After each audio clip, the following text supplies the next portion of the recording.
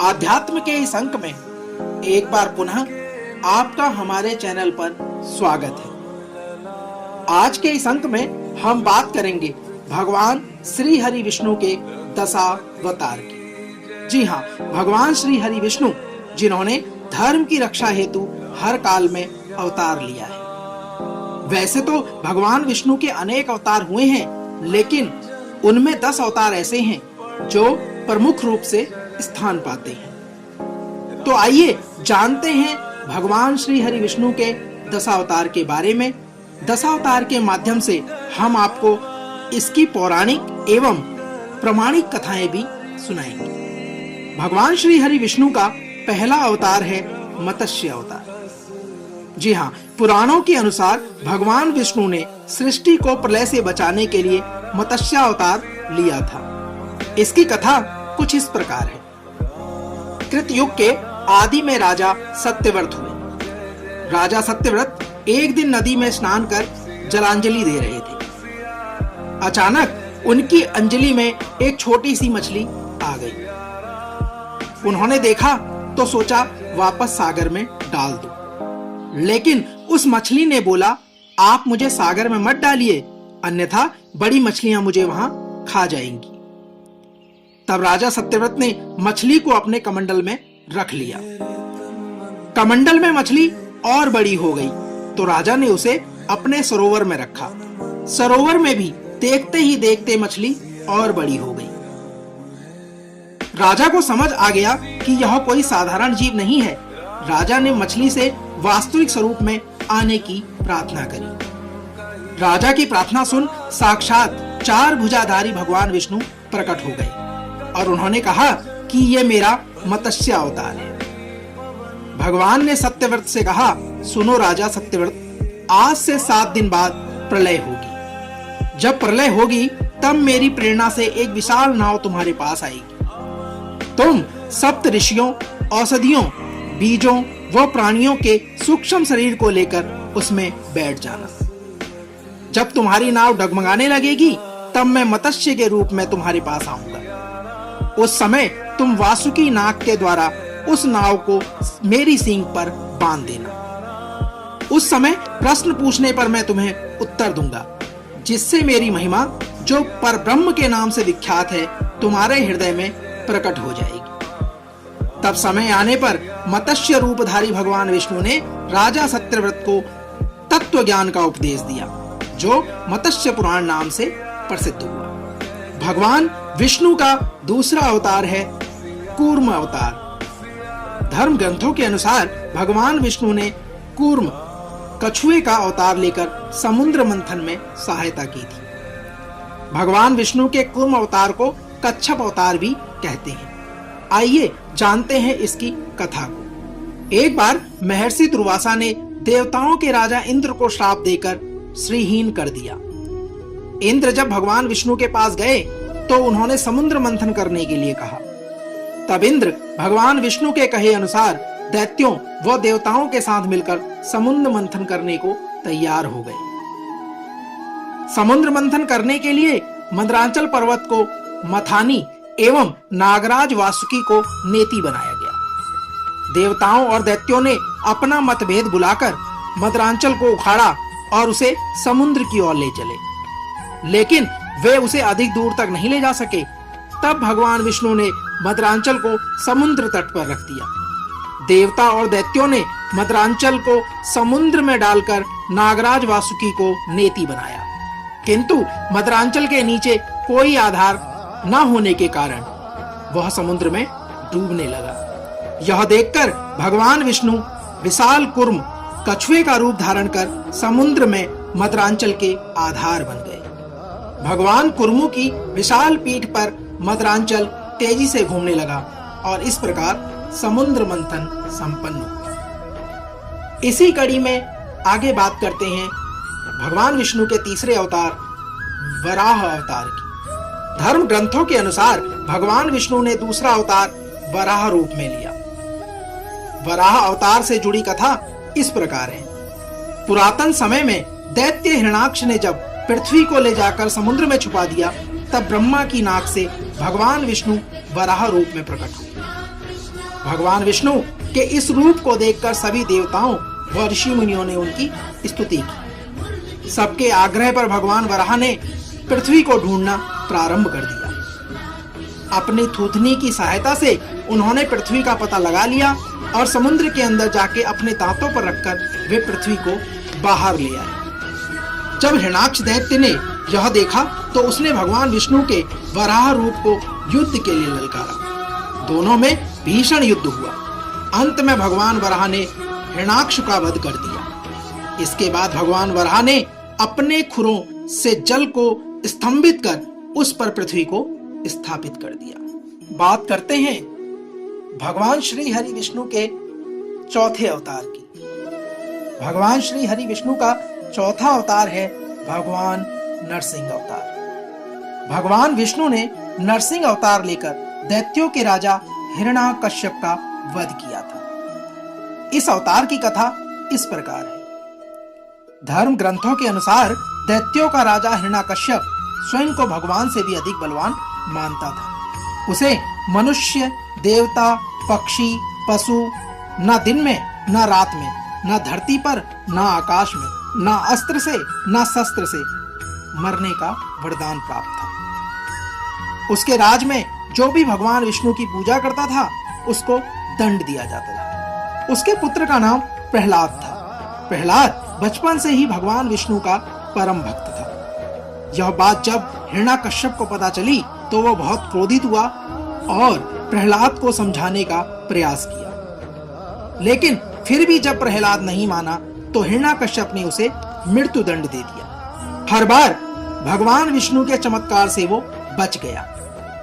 हिरण्याकश्यप की बहन होलिका, जिसे अग्नि से न जलने का वरदान प्राप्त था, वह प्रहलाद को लेकर धधकती हुई अग्नि में बैठ गई। तब भी भगवान विष्णु की कृपा से प्रहलाद बच गया और होलिका जल गई। जब हिरण्याकश्यप स्वयं प्रहलाद को मारने ही वाला था तब भगवान विष्णु नरसिंह का अवतार लेकर खंबे से प्रकट हुए और उन्होंने अपने नाखूनों से हिरण्याकश्यप का वध कर दिया। इसी कड़ी में भगवान विष्णु का पांचवा अवतार है वामन अवतार। श्री हरि विष्णु के वामन अवतार से जुड़ी कथा कुछ इस प्रकार है।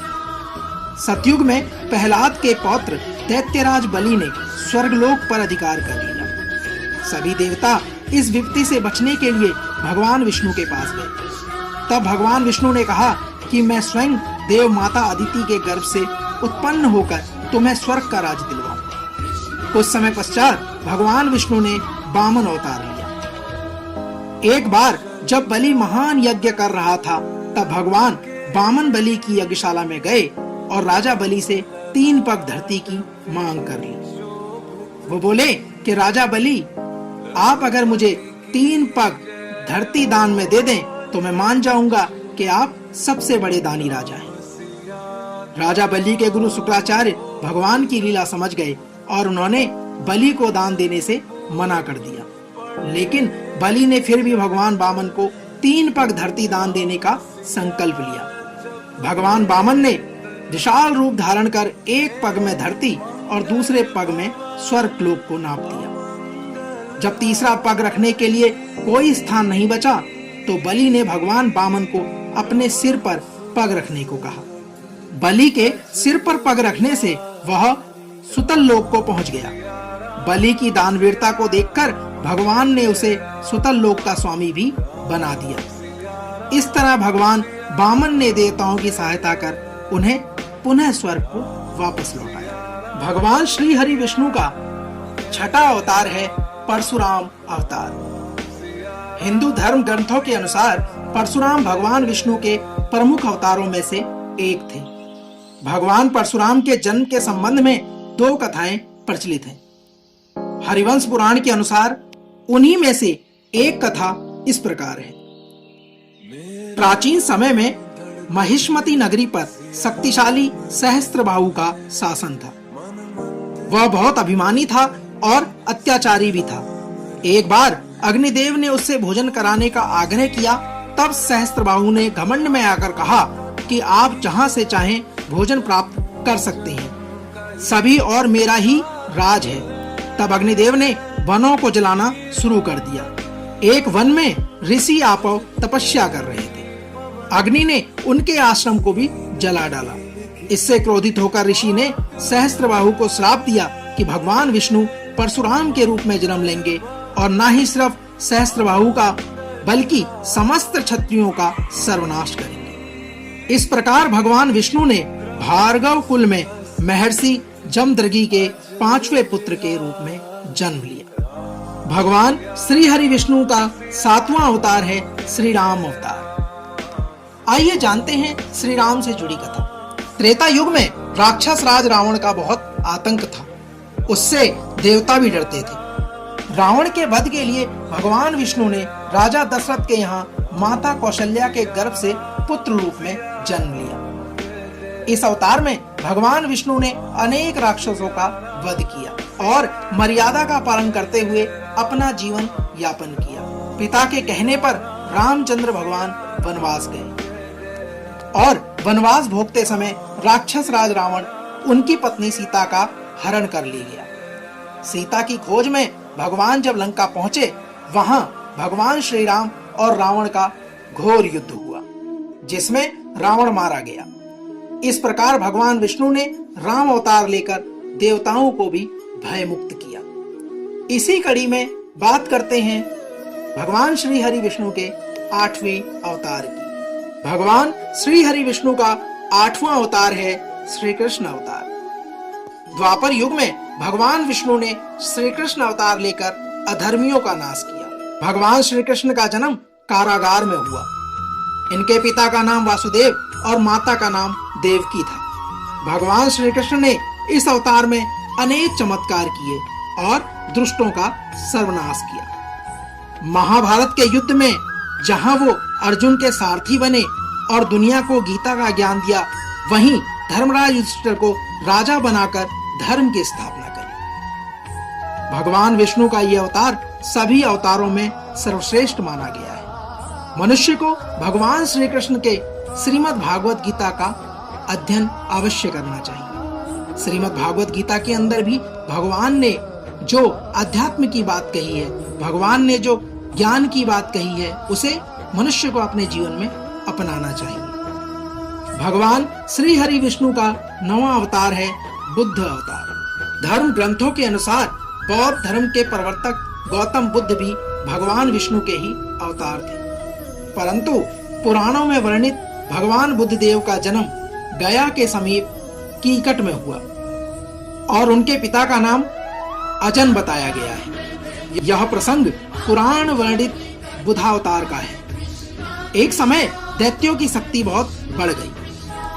देवता भी उनके भय से भागने लगे। राज्य की कामना से दैत्यों ने देवराज इंद्र से पूछा कि हमारा साम्राज्य स्थिर रहे, इसका उपाय क्या है। तब इंद्र ने शुद्ध भाव से बताया कि सुस्थिर शासन के लिए यज्ञ एवं वेद विहित आचरण आवश्यक है। तब दैत्य वैदिक आचरण एवं महायज्ञ करने लगे, जिससे उनकी शक्ति और बढ़ने लगी। तब सभी देवता भगवान विष्णु के पास गए। तब भगवान विष्णु ने देवताओं के हित के लिए बुद्ध का रूप धारण किया। उनके हाथ में मार्जनी थी और वो मार्ग को बुहराते हुए चलते थे। इस प्रकार भगवान बुद्ध दैत्यों के पास पहुंचे और उन्हें उपदेश दिया कि यज्ञ करना पाप है। यज्ञ से जीव हिंसा होती है। यज्ञ की अग्नि से ही कितने ही प्राणी भस्म हो जाते हैं। भगवान बुद्ध के उपदेश से दैत्य प्रभावित हुए। उन्होंने यज्ञ व वैदिक आचरण करना छोड़ दिया। इसके कारण उनकी शक्ति कम हो गई और देवताओं ने उन पर हमला कर अपना राज्य पुनः स्थापित कर लिया। भगवान विष्णु के 10वें अवतार की यदि बात की जाए तो भगवान विष्णु का 10वां अवतार है कलिक अवतार।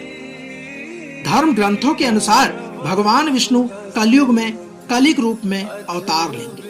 कलिक अवतार कलयुग व सतयुग के संधि काल में होगा। यह अवतार 64 कलाओं से युक्त होगा। पुराणों के अनुसार उत्तर प्रदेश के मुरादाबाद जिले के संभल नामक स्थान पर विष्णु यसा नामक तपस्वी ब्राह्मण के घर भगवान कलिक पुत्र रूप में जन्म लेंगे। कलिक देवदत्त नामक घोड़े पर सवार होकर संसार में पापियों का विनाश करेंगे और धर्म की पुनः स्थापना करेंगे। उसके बाद सतयुग का प्रारंभ होगा। आज के इस अंक में हमारे द्वारा आपको भगवान श्री हरि विष्णु के दशावतार के बारे में एवं उनसे जुड़ी पौराणिक कथाओं के बारे में अवगत कराया गया। हम आशा करते हैं कि आज का अंक आपको पसंद आया हो। भगवान श्री हरि विष्णु के दशावतार की कहानी आपके जीवन में भी मंगल प्रदान करे। भगवान आपके सभी कष्टों को दूर करे, वह आपके घर में सुख, शांति, ऐश्वर्य व धन की वृद्धि करे। आगे के अंक में एक नई कहानी के साथ, एक नए विषय के साथ आपसे फिर होगी मुलाकात। तब तक जय श्री हरि विष्णु।